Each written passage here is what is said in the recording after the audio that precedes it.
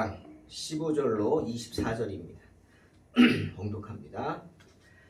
여호와의 사자가 하늘에서부터 두 번째 아브라함을 불러 이르시되 여호와께서 이르시기를 내가 나를 가리켜 맹세하노니 내가 이같이 행하여 내 아들 내 독자도 아끼지 아니하였은즉 내가 내게 큰 복을 주고 내 씨가 크게 번성하여 하늘의 별과 같고 바닷가의 모래와 같게 하리니 내 씨가 그 대적의 성문을 차지하리라. 또 내 씨로 말미암아 천하 만민이 복을 받으리니 이는 내가 나의 말을 준행하였음이니라 하셨다 하니라. 이에 아브라함이 그의 종들에게로 가서 함께 떠나 브엘세바에 이르러 거기 거주하였더라. 이 일 후에 어떤 사람이 아브라함에게 알리어 이르기를 밀가가 당신의 형제 나홀에게 자녀를 낳았다 하였더라. 그의 맏아들은 우스요 우스의 형제는 부스와 아람의 아버지 그무엘과 게셋과 하소와 빌다스와 이들랍과 부두엘이라. 이 8사람은 아브라함의 형제 나홀의 아내 밀가의 소생이며 부두엘은 리브가를 낳았고 나홀의 첩 르우마라 하는 자도 데바와 가함과 다하스와 마아가를 낳았더라. 아멘. 아브라함이 숲을 사이에 뿔이 걸린 순양을 잡아다가 하나님께 번제를 드린 후에 하나님의 사자가 또 아브라함을 부르십니다. 두 번째 부르심이죠. 하지만 이번 부르심은 조금 특별한 부르심입니다. 전처럼 아브라함을 시험하기 위해서, 어렵게 하기 위해서, 난처하게 하기 위해서 부르신 것이 아니라 아브라함에게 복을 주시기 위해서 부르신 부르심입니다. 사랑하는 성도 여러분, 하나님이 주시는 복은 언제, 어디서, 어떻게 받는 것일까요? 주님이 마태복음 6장 20절에서 우리에게 이렇게 말씀하셨죠. 오직 너희를 위하여 보물을 하늘에 쌓아두라. 그렇다면 천국에 가야만 그 보물을 받을 수 있나요? 그냥 천국 가서 받고 말까요? 그러니 이 세상에서는 아예 복 받을 생각하지 말고 그냥 꾹 참고 살아야 하는 걸까요? 그런 생각 해봤습니다. 그럼 이 세상에서 성도들은 좋은 집에 살면 안 되고 좋은 차를 타면 안 되고 좋은 옷을 입으면 안 될까요? 요즘 여자분들 가방 그냥 들고 다니는 것도 비싼 가방이더라고요. 그런 비싼 가방 들고 다니면 죄 짓는 걸까요? 물론 아닙니다. 그렇게 해도 됩니다. 좋은 집에 살고 좋은 차를 타고 좋은 옷을 입고 좋은 가방 들고 그렇게 다녀도 됩니다.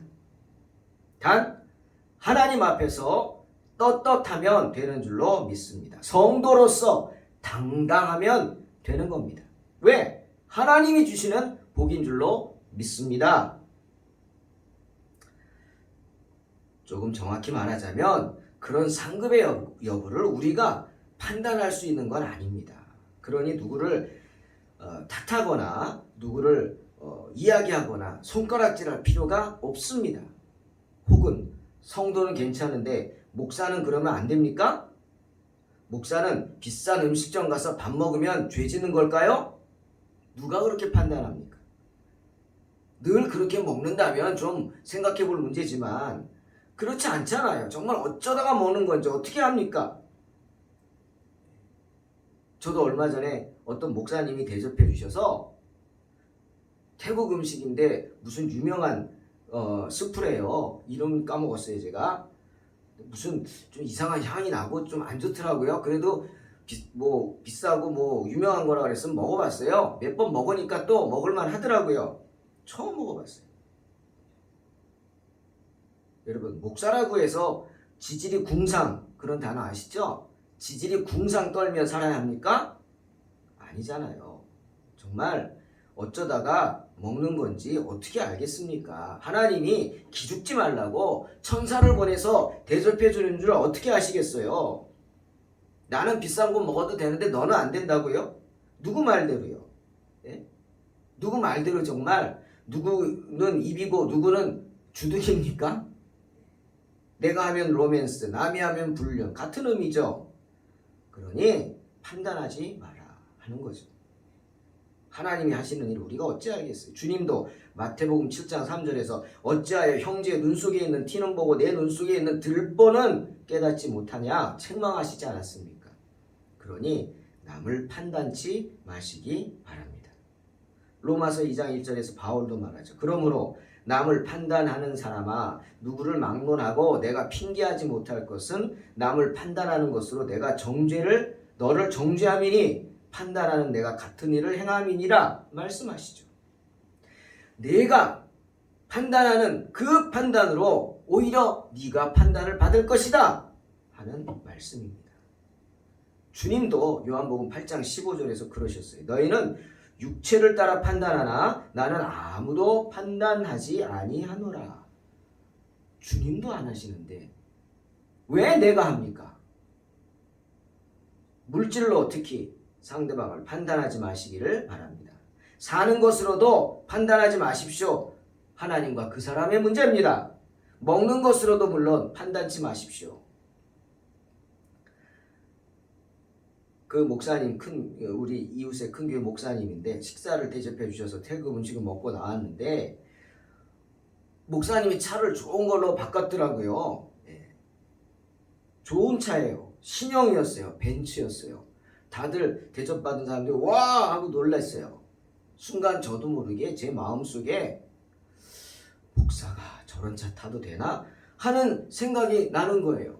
그런 저를 보고 놀랐습니다. 제 자신을 질책했어요. 야, 네가 왜 그걸 판단해? 그렇죠. 제가 판단할 문제가 아닙니다. 하나님과의 그분의 관계죠. 꼭 좋은 차 타면 안 됩니까? 아니요. 그건 아니라고 생각합니다. 여러분, 오늘 하나님께서 그래도 저는 그런 차는 안 탑니다. 오늘 하나님께서 두 번째로 아브라함을 불러서 복 주시는 이야기를 통해 우리는 하나님이 주시는 복에 대해서 묵상해 보아야 합니다. 여러분, 복은요, 누가 주세요? 하나님이 주시는 겁니다. 그리고 복은요, 천국에서만 받는 게 아닙니다. 분명히 아셔야 합니다. 누가복음 18장 29절 30절에서 주님 말씀하셨죠.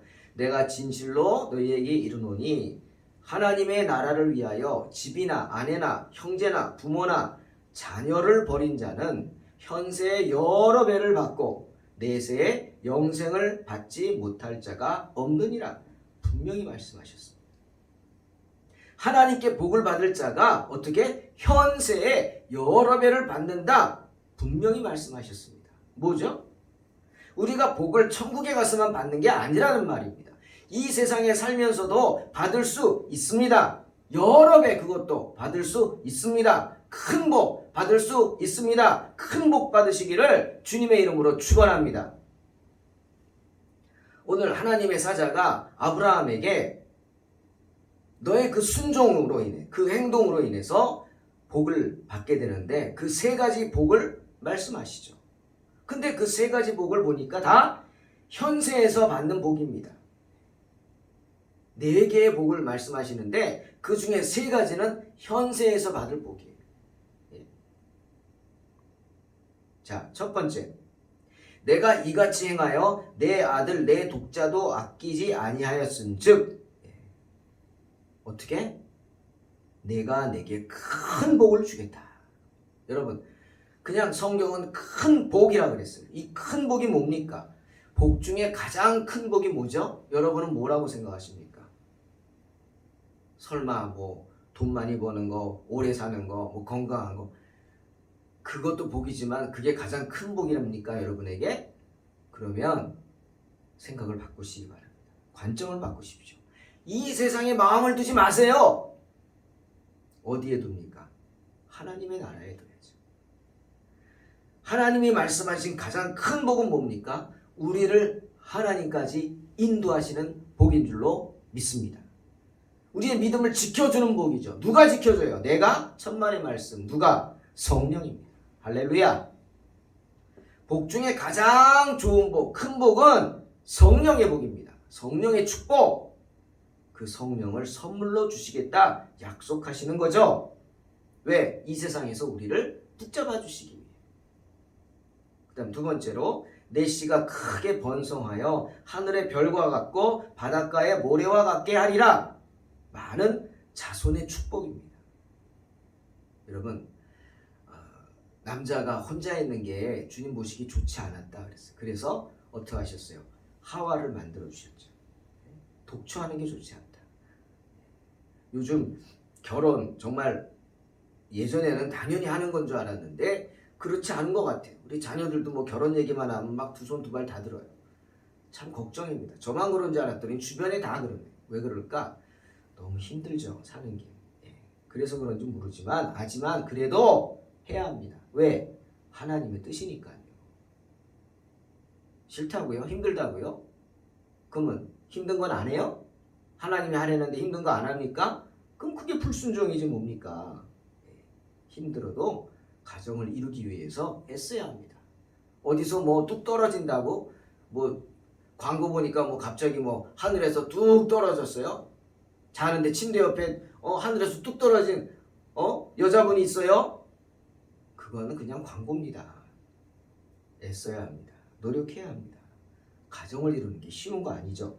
주님의 축복이잖아요. 많은 자손의 축복. 결혼을 해야죠. 오늘 아침 잠깐 뉴스 보니까 뭐 사유리라는 일본인 여자가 결혼도 안 하고 자기가 애를 가져가지고 애 낳고 그것 때문에 이슈가 돼서 정부에서도 지금 뭐 검토한다 어쩐다. 생각하고 싶지 않습니다. 그 후폭풍은 어쩔 거예요. 그러면 이제 동성애자들은 어떻게 하겠어요? 동성애자도 그럴 거 아닙니까? 큰일입니다, 여러분. 기도해야 합니다. 교회 증가에 대한 약속이기도 합니다. 그리고 세 번째, 내 씨가 그 대적의 성문을 차지하리라. 뭡니까? 형통의 축복이죠. 즉 영적으로도 승리할 것이다 약속하신 겁니다. 우리의 후손이 원수의 성문을 부수어뜨리고 그 성을 차지한다 말씀하셨어요. 이 부분에 대한 약속은 누가복음 1장 73절 75절에 세대 요한의 아버지인 사가랴가 예언을 합니다. 우리 조상 아브라함에게 맹세하신 대로 우리를 원수들의 손아귀에서 구해내시어 떳떳하게 주님을 섬기며 주님 앞에 한평생을 거룩하고 올바르게 살게 하심이라. 아멘. 주님은요, 믿음으로 살려고 하는 우리의 앞길을 열어주십니다. 아멘. 현세의 복을 여러 배로 주십니다. 아멘. 더욱 우리가 이 세상에서 당당하게 살 수 있도록 인도해 주시는 줄로 믿습니다.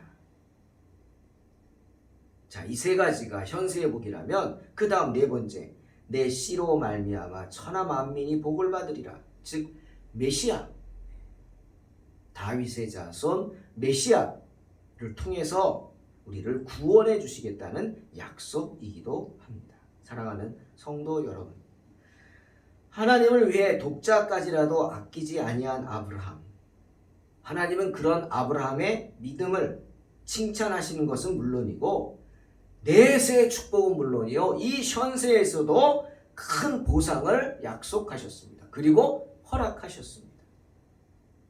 아브라함이 이런 큰 복을 받은 이유가 뭐죠? 18절에 나오죠. 이는 내가 나의 말을 준행하였음이니라. 이유입니다.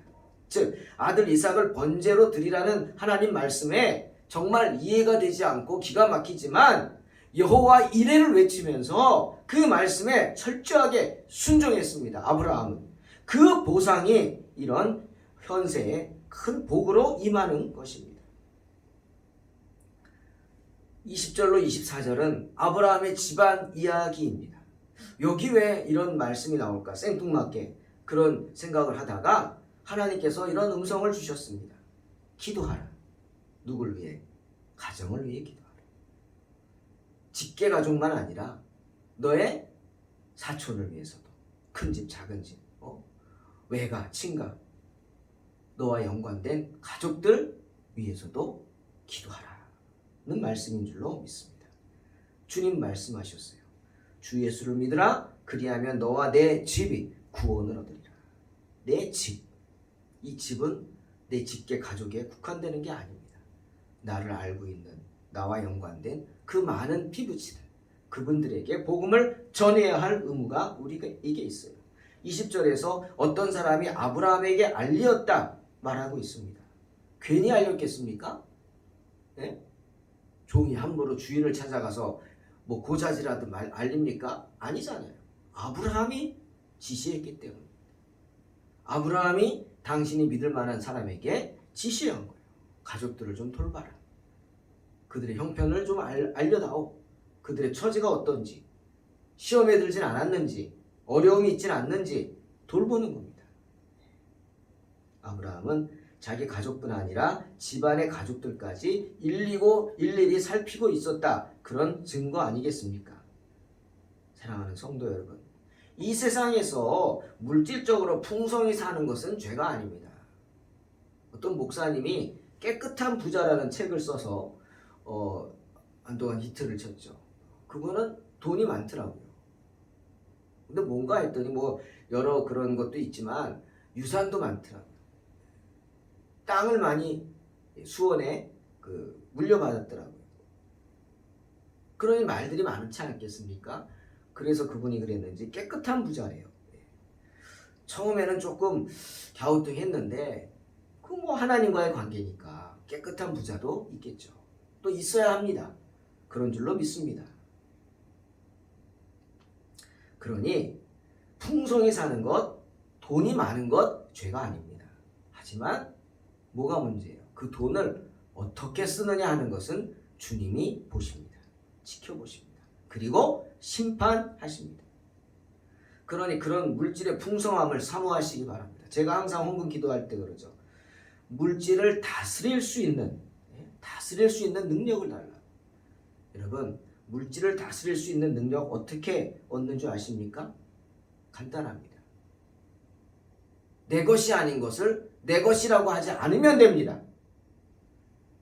내 것이 아닌 것을 안다면 그 주인에게 돌려주면 됩니다. 그게 물질을 다스리는 능력입니다. 그게 청직입니다. 주님은 말라기 3장 10절에서 말씀하시죠. 만군의 여호와가 이르노라 너희의 온전한 11조를 창고에 들여 나의 집에 양식이 있게 하고 그것으로 나를 시험하여 내가 하늘 문을 열고 너희에게 복을 쌓을 것이 없도록 붙지 아니하나 보라 말씀하십니다.